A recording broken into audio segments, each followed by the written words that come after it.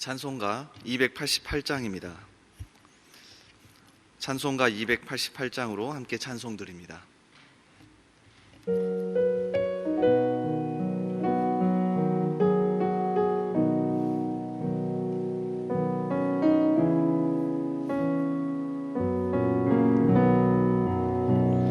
예수를 나의 구주 삼고 성령과 피로써 거듭나니 이 세상에서 내 영혼이 하늘의 영광 누리도다. 이것이 나의 간증이요 이것이 나의 찬송일세. 나 사는 동안 끊임없이 구주를 찬송하리로다. 온전히 주께 맡긴 내 영 사랑의 음성을 듣는 중에 천사들 왕래하는 것과 하늘의 영광 보리로다. 이것이 나의 간증이요 이것이 나의 찬송일세. 나 사는 동안 끊임없이 구주를 찬송하리로다. 주 안에 기쁨 누림으로 마음의 풍랑이 잔잔하니 세상과 나는 간 곳 없고 구속한 주만 보이도다. 이것이 나의 간증이요 이것이 나의 찬송일세. 나 사는 동안 끊임없이 구주를 찬송하리로다.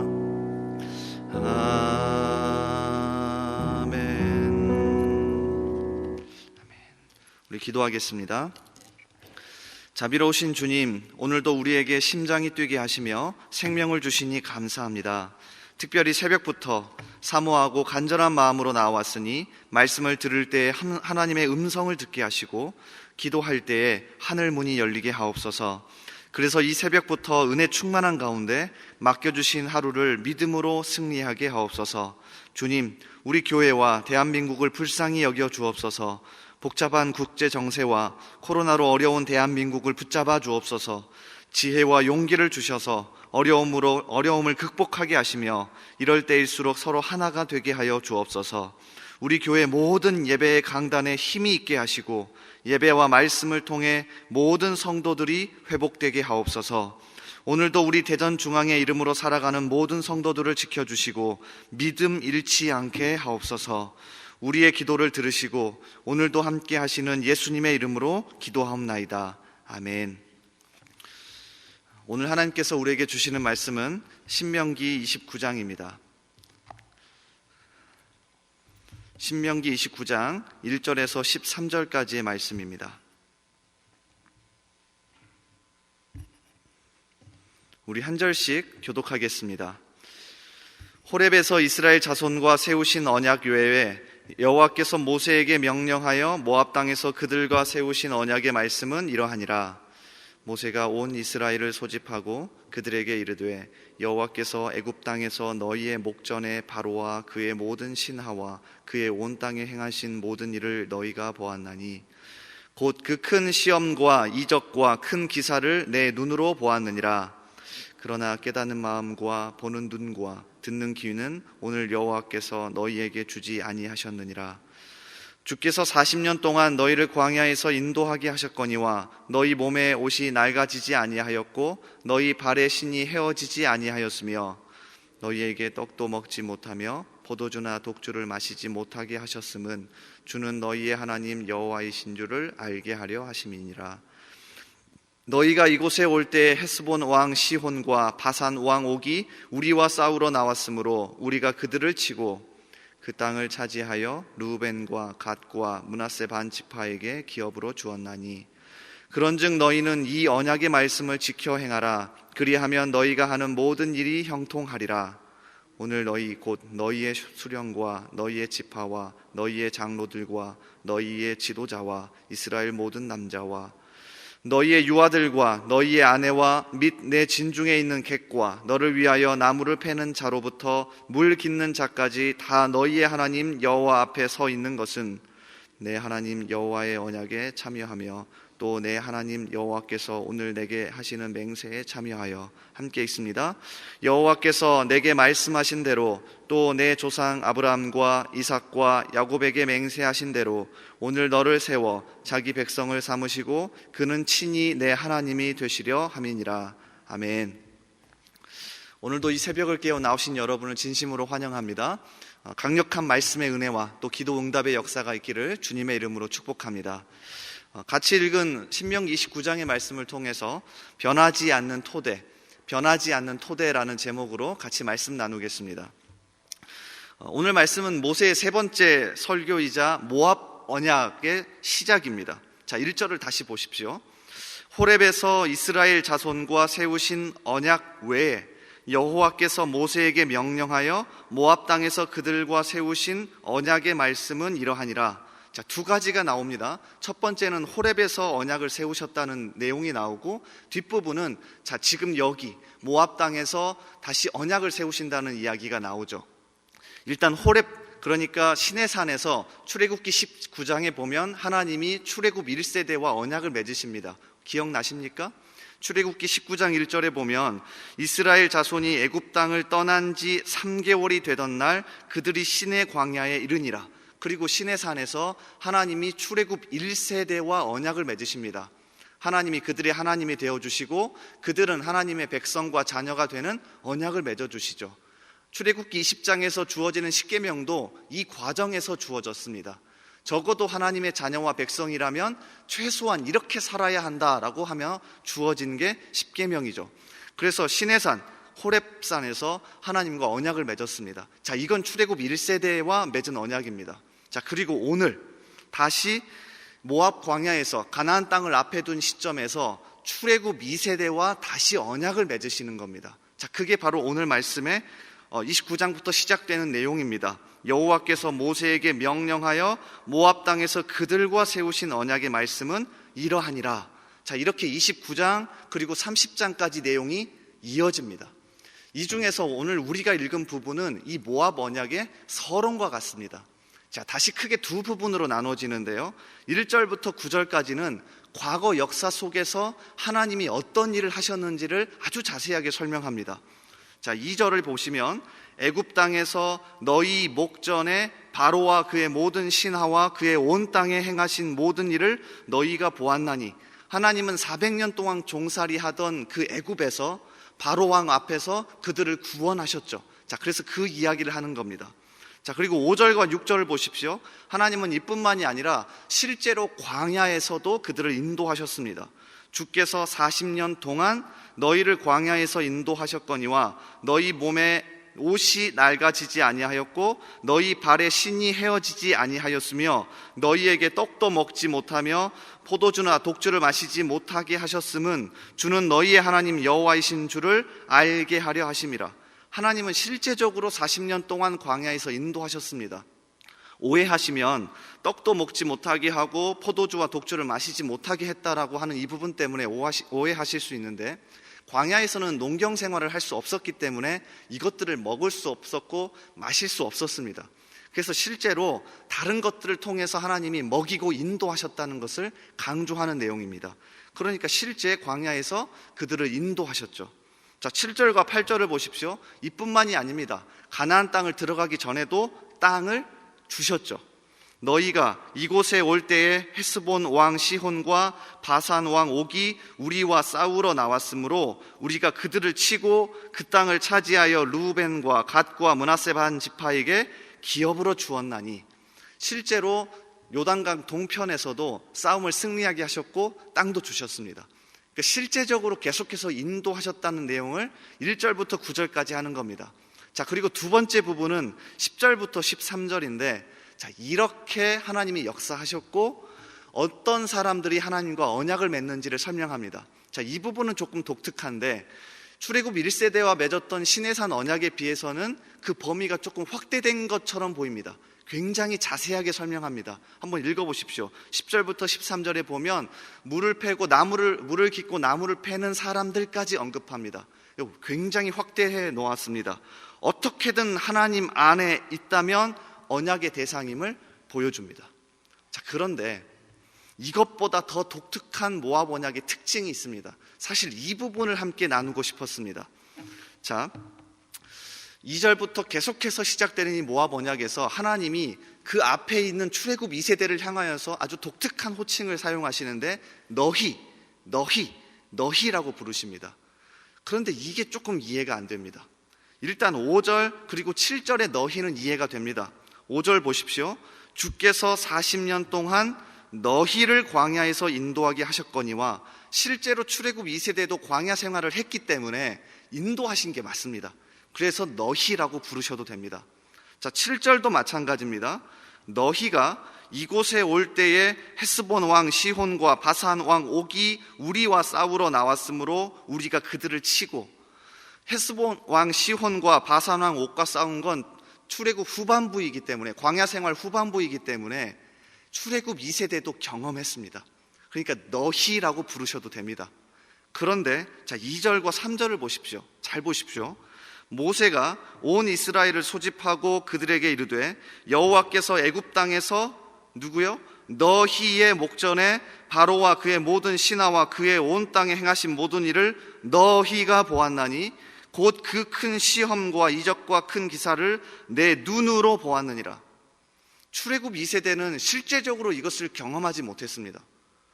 애굽 땅 400년 종살이에서 바로왕 앞에서 하신 이야기는 출애굽 1세대가 경험했기 때문에 시내산 언약에서 하신 건 맞지만, 모압 언약에서 광야에서 가나안 땅을 앞에 둔 출애굽 2세대는 경험하지 못한 것이기 때문에 너희라고 하실 필요가 없습니다. 너희의 아버지가, 너희의 조상이 경험했다라고 이야기하시는 게 맞습니다.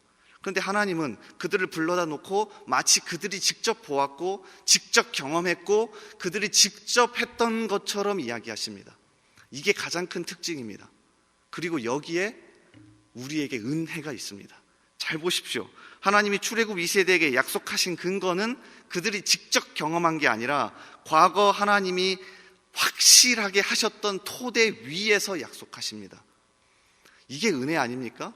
사람도 변하고 세대도 달라지고 환경도 변화하는데 하나님은 무엇을 가지고 약속하시냐면, 확실한 과거에 자신이 직접 하셨던 역사, 기록하셨던 성경의 토대를 가지고 우리에게 약속하십니다. 이걸 볼 수 있는 게 은혜입니다. 4절을 보십시오. 그런데 쉽게 이걸 깨닫기가 어렵습니다. 그러나 깨닫는 마음과 보는 눈과 듣는 귀는 오늘까지 여호와께서 너희에게 주지 아니하셨느니라. 단순하게 하나님이 주지 아니하셨다는 게 아니라 그들이 보지 못하고 그들이 깨닫지 못하고 그들이 듣지 못할 뿐입니다. 그러니까 이 눈을 달라고 기도하셔야 합니다. 잘 생각해 보십시오. 성경 속에 있는 이야기, 신약은 2000년 전의 이야기고 구약은 3500년 전의 이야기입니다. 도대체 여러분과 무슨 상관이 있습니까? 그런데 하나님은 말씀하시는 겁니다. 성경을 보아라. 확실하게 내가 했던 이 역사를 토대로 너에게 약속할 거다. 그래서 너희라고 부르십니다. 그러니까 이것을 보실 수 있어야 합니다. 아까 전에 찬송가 288장을 찬송했습니다. 기억나십니까? 마치 그 가사와 같습니다. 제가 참 좋아합니다. 이유가 있는데 이 부분과 연결되어 있습니다. 찬송가 288장의 후렴부는 우리말로 이렇습니다. 이것이 나의 간증이요. 이 간증이란 단어 때문에 특별하게 하나님 앞에서 무엇인가를 경험한 사람이 부르는 것처럼 느껴집니다. 그런데 원래 이 찬송가 가사의 영어 원 가사는 이게 아닙니다. This is my story라고 되어 있습니다. 간증이란 단어는 테스터모니인데 이 단어를 쓰지 않고 이야기, 스토리라고 하는 단어를 씁니다. 그러니까 과거의 역사, 내가 경험하지 않은 역사이지만 그것이 현재 나에게 이야기가 되는 거죠. 그래서 1절 가사를 잘 보십시오. 예수를 나의 구주 삼고 성령과 피로써 거듭나니. 자, 이렇게 깨달은 사람이 과거의 역사, 하나님이 하신 거지만 그게 현재 나의 이야기가 되는 겁니다. 이 시야를 가지고 살아가는 저와 여러분이 되길 바랍니다. 그래서 오늘도 말씀을 묵상하고 기도하시면서 확실한 이 토대 위에서 오늘을 살아가는 저와 여러분 되기를 주님의 이름으로 소원합니다. 우리 함께 기도하겠습니다. 먼저 말씀을 붙잡고 기도하기를 원하는데요, 오늘 말씀처럼 출애굽 2세대에게 하나님이 약속하시고 언약을 맺으시지만 과거 그들이 경험하지 않은 그 역사 속에서도 하나님이 확실하게 말씀하시는 것처럼 주님, 우리에게도 그러한 눈을 주시옵소서. 오늘도 이 말씀을 붙잡고 살아가는 성도들 가운데 과거의 이야기가 아니라, 예전의 이야기가 아니라 현재를 살아가는 우리에게 이야기가 되고 현재를 살아가는 우리에게 실제적인 하나님의 말씀이 될 수 있게 달라고, 그 눈을 열어달라고 우리 말씀을 붙잡고 기도합시다. 또한 이 시대와 우리 대한민국을 위하여 기도해 주십시오. 코로나 가운데 많은 사람들이 어려워하는데 어렵다는 말을 입에 달지 않게 하시고 오히려 이 시기 가운데 극복하며 이 시기 가운데 더 하나 되는 우리나라, 또 우리 교회가 될 수 있게 달라고 우리 교회와 또 우리 나라와 말씀을 붙잡고 이 시간 먼저 함께 기도하겠습니다. 우리 주님 이름 한번 부르고 기도합니다. 주여, 아버지 하나님 감사합니다. 이 시간 먼저 우리가 나와서 말씀을 붙잡고 기도하며 우리 나라와 우리 교회를 위해 기도하게 하시니 주님 감사합니다.